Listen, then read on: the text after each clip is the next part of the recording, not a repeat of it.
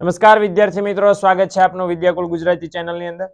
મિત્રો, આજે આપણે બોર્ડની પરીક્ષામાં એસપીએનસીસી વિષયની અંદર પેપર કઈ રીતે લખવું જોઈએ કે જેથી પરીક્ષામાં 100 માંથી 100 માર્ક્સ આવે. ઘણી બધી એવી કોમન ભૂલો જે મોટાભાગના વિદ્યાર્થીઓ પેપર લખતી વખતે કરતા હોય છે એ ન થાય. તમારું પેપર સમયસર પૂરું થાય.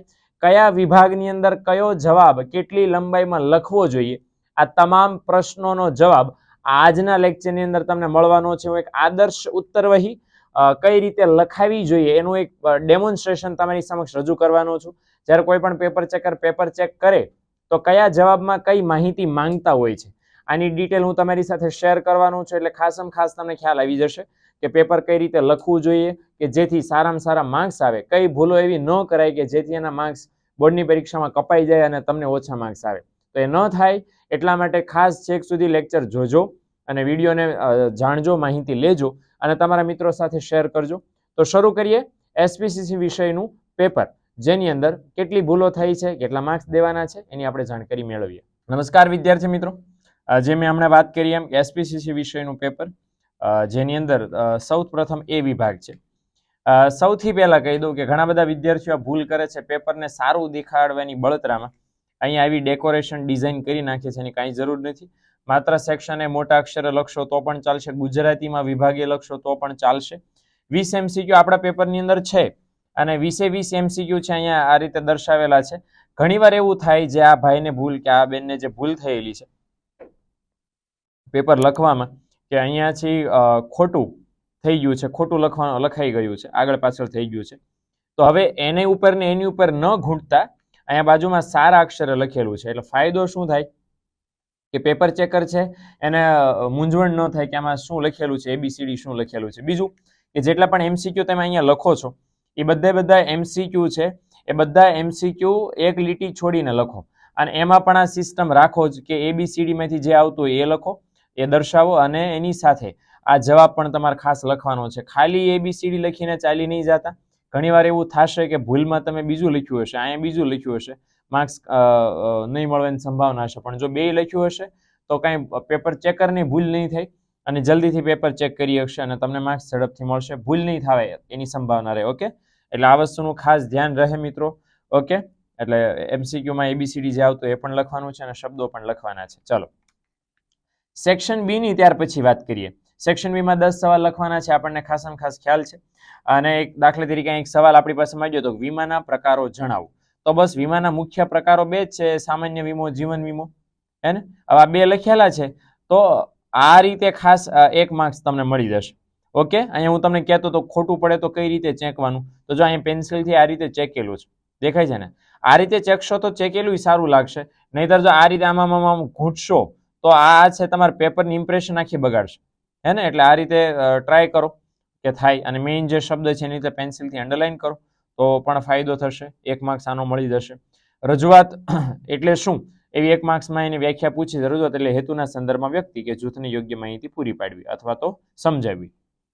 સેમ શેર જપ્તીની વ્યાખ્યા લખી છે કે શેર ઉપર મંગાવેલ હપ્તો વસૂલ ન આવ્યો એટલે આખરના ઉપાય તરીકે શેર ઉપર જેટલી રકમ શેર હોલ્ડરે ભરી હતી એ જપ્ત કરવી પડી. આનો પણ જવાબ મારે સાચો પાડવો પડે, 1 માર્ક્સ આવશે. ઓકે, સવાલ એવો હતો 25માં કે કંપનીનું મહત્વનું લક્ષણ કયું છે, તો જે જવાબ છે ને એની નીચે તમે જોઈ શકો છો પેન્સિલથી અંડરલાઈન કરી છે. મતલબ આ સાચો જવાબ છે અને 1 લાઈન 1 માર્ક્સ આનો મળવો જોઈએ. ઓકે, એટલે આ વસ્તુ ખાસ ધ્યાન રાખશો કે 1 માર્ક્સના વિભાગની અંદર જવાબ છે અડધા પાનાનો ને એવું બધું મોટા મોટા ઘણા બધા લખી નાખે છે. અહીંયા તમે જોઈ શકો છો જે વ્યાખ્યાઓ, જે અર્થ માંગ્યા છે એ જ અહીંયા લખવાનો પ્રયત્ન થયો છે, વિશેષ કાંઈ નથી થયું. ઓકે, તો વિભાગ બી આ રીતે લખાશે. ચાલો વિભાગ સી ની ત્યાર પછી આપણે વાત કરીએ. ઓકે, વિભાગ સી શરૂ થાય છે. હવે એક તમને ખાસ નાનું એવું સૂચન તમને કરવા માંગુ છું કે જ્યારે પણ તમે કોઈ સવાલનો જવાબ લખો છો તો એનો નંબર આવી રીતે વચ્ચે પણ લગાડી શકો. વચ્ચે નથી લગાડવો તો અહીંયા પણ આન્સર 31 આમે કરી શકો. નો મેટર, કાંઈ પ્રોબ્લેમ નથી, થઈ શકે છે. અને અહીંયા પછી હવે તમે એમ કહો ફરિયાદ પત્રમાં સાહેબ આમાં લખવા મુદ્દા આવે, એવી રીતે જો 1 2 3 4 5 મુદ્દા આવે તો આ જે ક્રમ છે ને રેન્ક, એ હાંસિયામાં ક્યાંય નહીં ચિતરતા. એ ક્રમ છે અંદર જ રાખજો. એવું લાગે તો એક લીટી આવી રીતે ગાળી શકાય વિદ્યાર્થીની જેમ અને તમે આ રીતે 1 2 3 4 5 લખી શકો. વાર નહીં લાગે, બરાબર? આવી રીતે ગાળતા પણ ફાયદો શું થશે કે ઓલા પેપર ચેકર જ્યારે પેપર ચેક કરતી વખતે માર્ક્સ મૂકે ને તો માર્ક્સ અહીંયા મૂકશે. માર્ક્સ અહીંયા મૂકશે અને તમે મુદ્દા અહીંયા લખશો એટલે બધું ભેગું થઈ જશે. તમને ઘણીવાર એવું થશે કે પેપર ચેકર છે એ પેપર ચેક કરતી વખતે આટલા બધા સવાલનો સરવાળો કરશે તો પછી શું થશે, કોઈ સરવાળો કોઈ એક પ્રશ્નના જવાબનો મૂકવાનો ગણવાનો રહી ગયો તો નુકસાન તમને થશે. એટલા માટે શું છે કે જ્યારે પેપર ચેક કરે મૂકે એટલે એક્ઝેક્ટલી એને ખ્યાલ આવી જાય. અચ્છા, એ પણ સમજવાનું કે આ સવાલનો જવાબ અહીંયા પૂરો થયો છે. આવી ડિઝાઇન નથી દોરવાની બિલકુલ જરૂર, પણ તમે એટલીસ્ટ 2 લીટી કોરી મૂકશો અને પછી નવો સવાલ શરૂ કરશો. ઓકે, દરેક સવાલ માટે નવું પાનું નહીં લેતા. ઓકે, તો પછી ચોપડી થશે તમારું પેપર. એટલે વિભાગ નવો છે એ નવા પાને શરૂ કરી શકાય, પ્રશ્ન છે નવા પાને શરૂ નહીં કરવાનો. સ્થાનિક સ્વરાજ્યની સંસ્થાની વાત કરી છે, એના નામ આપણને પૂછ્યા છે, તો અહીંયા 5 છે, 5 નામ લખી દીધા છે, એટલે 2 માંથી 2 માર્ક્સ મળવા જોઈએ.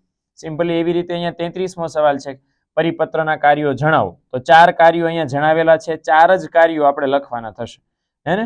આ 4 કાર્યો લખ્યા છે, 4 સાચા છે, માટે 2 માર્ક્સ એને મળ્યા છે. સેમ અહીંયા જપ્તીની અસરો છે, જપ્તીની બહુ બધી અસરો છે.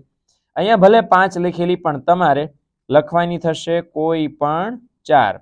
કોઈ પણ 4 લખશો અને 4 જો સાચી હશે તો તમને 2 માંથી 2 માર્ક્સ મળશે. ઓકે, એવી રીતે તમે જોઈ શકો છો દરેકે દરેક સવાલ આ શેર સોંપણીના સંજોગો છે તો આવી રીતે લખેલો છે. ઓકે, એટલે આ વસ્તુનું ખાસ ધ્યાન રાખજો.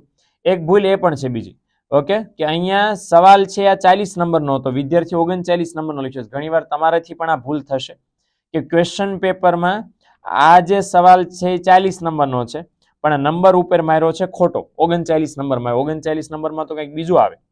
એટલે આ વસ્તુ ધ્યાન રાખજો કે સવાલ એવો પૂછેલો છે કે કંપનીને વિસર્જનમાં લઈ જવાના કે ફડચાના પ્રકારો જણાવો.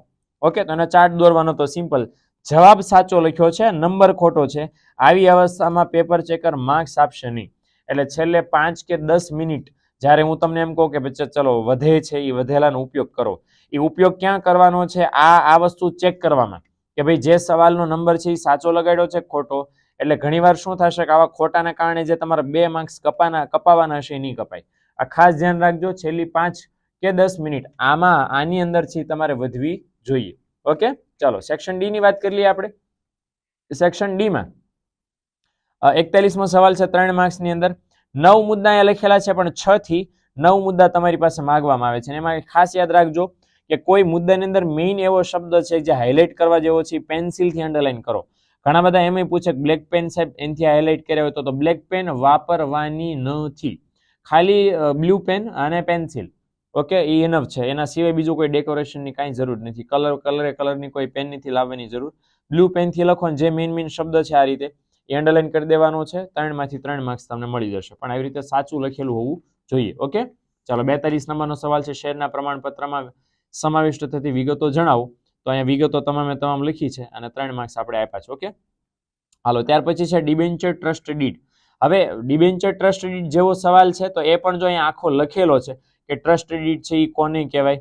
ઓકે, પછી ટ્રસ્ટ ડીડ છે એનું અન્ય નામ ટ્રસ્ટ ન્યાસ કરાર, એ પણ અહીંયા આપણને આપવામાં આવેલું છે. શા માટે શરૂ થાય છે આ ટ્રસ્ટ ડીડનું કામ એ પણ કીધું છે. ઓકે, અને કઈ રીતે નિમણૂક થાય છે, કોણ હોય છે, અને એની અંદર કઈ કઈ વિગતો સમાવવામાં આવે છે. 7 વિગતો છે પણ 6 લખી છે તો ચાલે, હે ને? તો આવી રીતે આના 3 માર્ક્સ મળવા જોઈએ. ઓકે, ત્યાર પછી સભ્ય અને શેર હોલ્ડર વચ્ચેનો તફાવત છે જે અહીં લખેલો છે. બાય ધ વે એમ પ્રશ્ન થશે તમને કે સાહેબ 3 મુદ્દા જ કેમ લખેલા છે? કારણ કે પુસ્તકમાં પણ 3 મુદ્દા છે, એટલે આપણે પુસ્તક પ્રમાણે જોઈએ તો બંને બાજુ 3 મુદ્દા છે, માટે જવાબ સાચો આપણે આપવો પડે. 3 માંથી 3 માર્ક્સ આપવા પડે. ઓકે, તો આ વસ્તુનું ખાસ ધ્યાન રાખજો મિત્રો. તો સેક્શન એ ની વાત કરીએ આપણે. સેક્શન એ ની અંદર મોસ્ટ ઓફ છે 4 માર્ક્સના સવાલો પૂછાતા હોય છે અને સેક્શન એ ની અંદર સૌથી પહેલો મોસ્ટ ઓફ મોટાભાગના કિસ્સાઓમાં ઈમેલ હોય છે. ઈમેલ ન હોય તો એ 5મા ચેપ્ટરમાંથી થિયરી પૂછી નાખતા હોય છે. અહીંયા આપણને ઈમેલ પૂછો છે. હવે ઈમેલ પૂછે તો સૌથી પહેલા શું ધ્યાન રાખવાનું છે? 3 વિગતો સૌથી પહેલા આવી જોઈએ, ટુ, ફ્રોમ અને વિષય. ટુ છે એ શેના માટે વપરાય છે? મેળવનાર. આપણે જેને ઈમેલ લખીએ છીએ સામેવાળી વ્યક્તિ એનું નામ સૌથી પહેલા આપશે, પછી આપણું ઈમેલ આઈડી. આપણું ઇટ મીન્સ કે લખનાર, ઈમેલ કોણ લખે છે એ વ્યક્તિ નામ અહીંયા આવશે. એટલે મોકલનાર વ્યક્તિ ફ્રોમમાં, મેળવનાર વ્યક્તિ ટુમાં આવશે.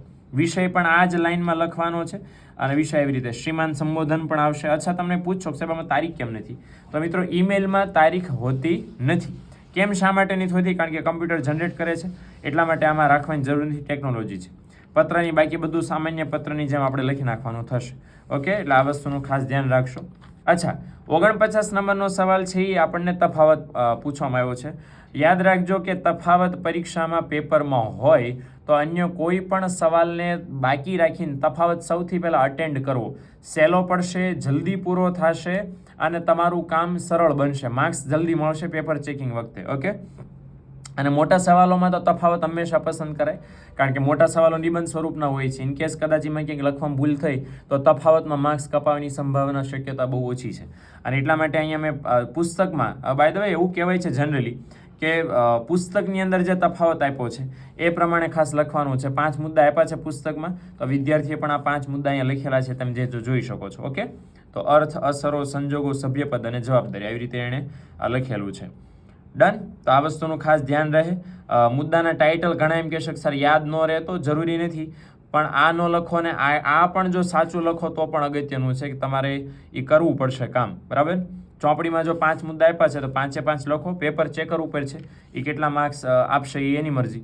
આપણે પુસ્તકમાં છે એ પ્રમાણે આપણે લખી નાખવાનું છે. ઓકે, ચલો નેક્સ્ટ સવાલ ઉપર, ત્યાર પછી આપણે જઈએ આન્સર નંબર 50. અને આ જે સંજોગો છે એ બહુ બધા સંજોગો છે. ઓકે, તો ઘણીવાર એવું થાય આ પ્રસ્તાવનામાં છે એ લખેલું છે ક્યારે ફરજિયાત ફેરબદલી, ફરજિયાત હસ્તાંતરણ થાય એ લખેલું છે. પહેલો સંજોગ અહીંયા લખેલો છે.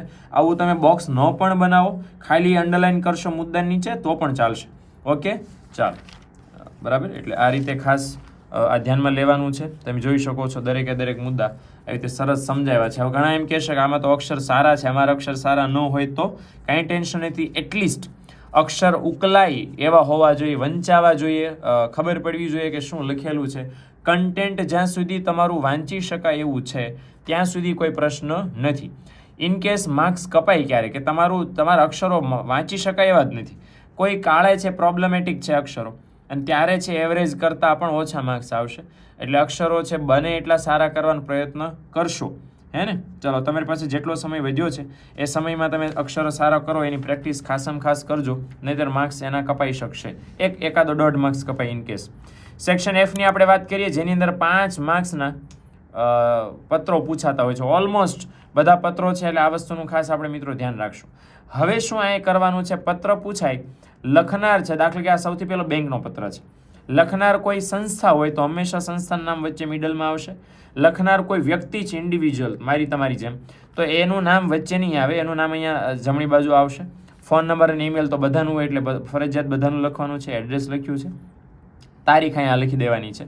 અચ્છા, બેંક માટે પત્ર લખો છો, બેંકમાં વોટેવર કોઈ પણ બ્રાન્ચ હોય, એના મેઇન વ્યક્તિ કોણ હોય તો કે મેનેજર, તો મેનેજર શ્રી જે તે બેંકનું નામ જો પત્રમાં આપ્યું હોય તો એ પત્ર પ્રમાણે લખો, નથી આપ્યું તો ઘરનું નામ બનાવો. એડ્રેસ આપ્યું છે, વિષય આ રીતે લખવાનો છે. સંબોધન બધામાં સાહેબશ્રી અથવા તો શ્રીમાન પણ ચાલે, સુજ્ઞશ્રી એ પણ લખી શકો. કોઈ પણ પત્રના જે સામાન્ય વિભાગ એફમાં લખો છો, 3 પેરેગ્રાફ એના થવા જોઈએ. સૌથી પહેલો શરૂઆતનો છે, જેમાં પરિચય આપો, શું કરો છો, 13 વર્ષથી બેંકમાં છે, એક ખાતું ધરાવીએ છીએ, ચાલુ ખાતા નંબર ધરાવીએ છીએ, અને ખાતા નંબર આ છે. બેંકને ખબર પડે કે તમે જૂના કસ્ટમર છો. પછી મુખ્ય મુદ્દો લખવાનો છે કે ભાઈ ખાતું અમારે બંધ કરી દેવું છે, તો એનું ડિટેલમાં રીઝન સમજાવવાનું છે કે આ કારણથી અમારે ખાતું બંધ કરવું છે, જે અહીંયા તમે વાંચી શકો છો. અને છેલ્લે પ્રત્યુત્તરની આપણે અપેક્ષા રાખવાની છે કે ભાઈ તમારા તરફથી અમને ઝડપી કાર્યવાહી મળે. ઓકે, અને અમારું ખાતું જલ્દી બંધ થાય, અમને સુવિધા મળે. ઓકે, તો એવી રીતે આભાર માનવાનો છે. જેણે લખ્યો છે એલેક્સા સ્ટેશનરીના માલિક રાકેશભાઈ, તો એણે પત્ર લખ્યો. ઓકે, તો કોઈ પણ પત્રનું ફોર્મેટ આવી રીતે લખશો, આ બોક્સ બનાવજો, આવી રીતે લખશો એટલે સરસમાં સરસ માર્ક્સ મળશે, હે ને. આ વસ્તુનું ખાસ મિત્રો ધ્યાન રાખજો. તો આ રીતે વળી પાછો બીજો પત્ર અહીં આવી ગયો છે. હું તમને પત્ર બતાવું છું એટલા માટે કે આવી રીતે સરસ પત્ર લખ્યો હોય તો કોઈને માર્ક્સ કાપવાનું મન ન થાય, પણ પછી બધી તમે ખીચડી કરી નાખી હોય તો બિલકુલ શક્યતા નથી પૂરેપૂરા માર્ક્સ આવે. ને બધા પત્રની અંદર 5માંથી 5 માર્ક્સ આવી શકે જ્યારે બોર્ડની પરીક્ષામાં આવી રીતે લખવામાં આવે તો. ઓકે, આ જોઈ શકો છો તમે દરેકે દરેક પત્રની અંદર આ વસ્તુનું ખાસ ધ્યાન રાખ્યું છે. અહીંયા યાદ રાખજો, તમને એમ થશે અચ્છા કે સર 5માંથી 5 માર્ક્સ ઘણી બધી વાર પત્રમાં નથી આવતા, તો ઘણીવાર એવું થાય કે આ બધું લખવાનું ભૂલી ગયા તો અથવા તો આ ન આવડ્યું તો યાદ રાખો કે એડ્રેસ ઘરના બનાવવા સૌથી સહેલા છે. એટલે આ તો બનાવો જ, શ્યોરલી બનાવો. કદાચ આમાં કાંઈ તમે લોચો કર્યો અથવા તો ન લખ્યા અથવા તો ભૂલી ગયા, કાંઈ પણ બાકી રહી ગયું, તો આ એક વસ્તુ છે, આ નંબર 1, આ નંબર 2 છે, અહીંયા લખ્યું આ વિષય છે નંબર 3, સંબોધન પણ આવી જશે એની અંદર, અને નંબર 4. આ જે વસ્તુ છે એના 2 માર્ક્સ હશે મિત્રો, આટલું આ જે ફોર્મેટ તમે બનાવ્યું છે એના, અને આ બાકીનું જે તમે લખાણ લખો છો એના 3 માર્ક્સ હશે.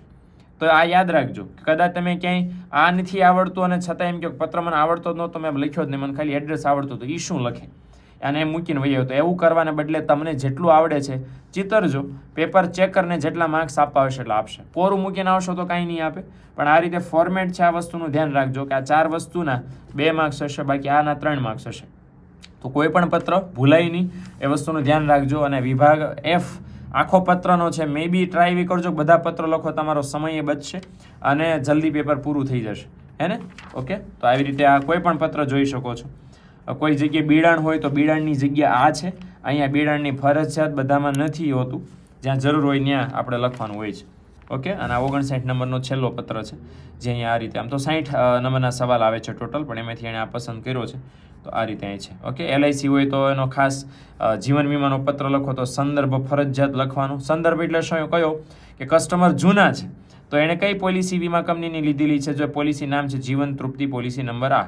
નંબર ક્યાંથી વિદ્યાર્થીએ પાકો કર્યો છે? પાકો નથી કર્યો, ઘરનો બનાવેલો છે. ઓકે, તો આ નંબર છે, પિનકોડ છે, કાંઈ પણ તમે ઘરનું બનાવી શકો છો.